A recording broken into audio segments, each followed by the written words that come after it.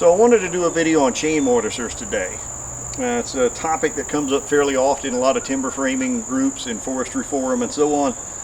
I've got two chain mortisers in front of me for those of you that can count. Both of them are Makitas for the sharp eyes among the crowd there. The one on the right is a 7100B. The one on the left is a 7104. Another common brand you'll run into is Hitachi. It's very similar to this 7100B model. So a little difference, obviously, since it's a different manufacturer, but the basic function is the same as this one. A couple of other brands out there, Swiss Pro, you'll see those, as well as Mafels. Those are going to be different in that they're a cross grain model of chain mortiser, meaning that instead of cutting with the grain like this, the chain is actually going to cut cross grain. So the chain is going to be 90-degree twisted from what that is. Those are far more expensive, but they're excellent if you're doing a lot of, if you're going through and cutting a lot of mortises, those generally are going to be your better options. But keep in mind they're going to be 2 to 3 times the price of these.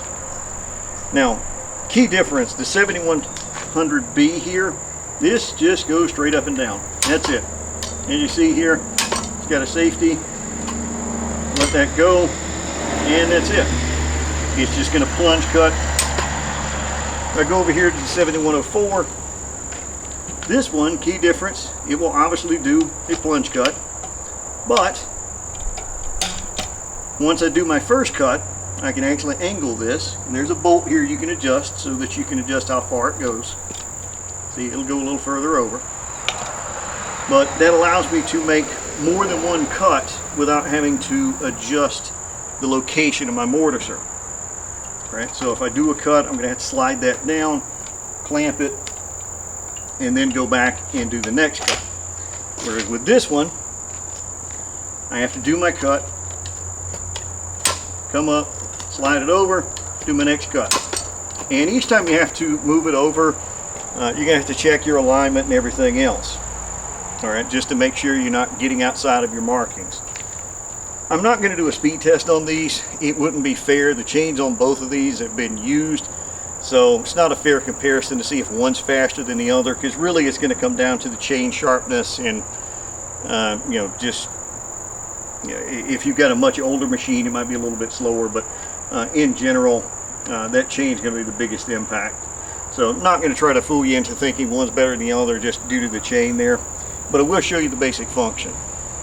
Now, one other thing I'll go through and mention is there's a lot of concern people have over the fact that these were manufactured for use in China, or Japan, Jesus. Everything's made in China now, but luckily these are made for the Japanese market. So what that means is these are made for 100 to 110 volts, 50 to 60 hertz. Some people get very concerned about the fact inside of your house you're going to get 120 volts, 60 hertz.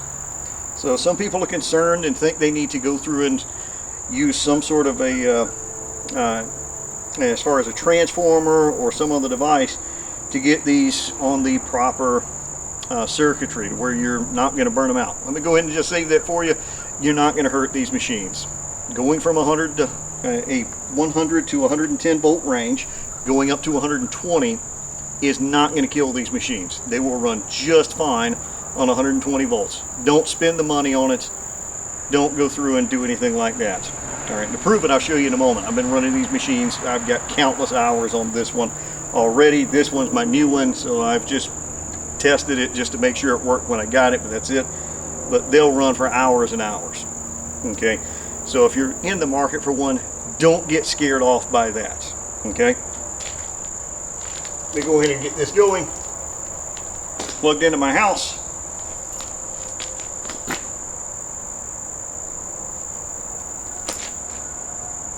Got my thumb switch here. I'm going to move it back a little more center.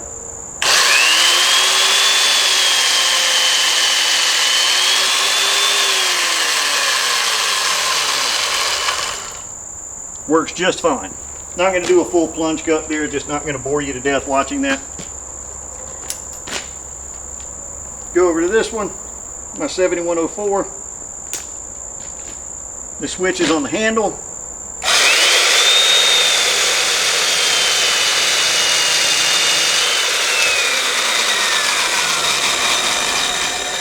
Runs just fine. These things will last for hours. You can run them off a generator. They don't have sensitive electronics in them like a lot of tools do now. You don't have to worry about any of that stuff. You can plug these in and go. So don't hesitate if you're in the market for one and it fits your budget. This will, the one on my right, the 7100B there, will improve. It's going to make your life a lot easier by going through and doing these cuts much faster. So if you're in the market and you got the budget for it, go ahead and get one. Don't be scared off by the voltage difference or the hertz difference or anything like that. They will run just fine. This one is much more expensive. I got this one for about $400 shipped. I think it was about $420 shipped from Japan. The one on my left here was significantly more expensive, but it's going to be a time saver for me. All right. So it's going to allow me to do more cuts without having to change positions. So that's going to give me a lot more flexibility. That's why I elected to get it when I saw such a deal on it. For those of you guys looking at a lot of production work, I'd look at the Swiss Pros, the Mafels. I mean, simply put, the chain width, it's going to do a cross cut. When you do a plunge cut on it, they have two different chain thicknesses or widths, 1.5 inches for an 1.5 inch mortise and a 2 inch for a 2 inch mortise. All you have to do after that is just clean up on it. So they're outstanding machines. They are just significantly more expensive, and I don't do enough work as far as timber framing to justify 3 times the cost of what these two do. These save me enough time for what I'm doing now.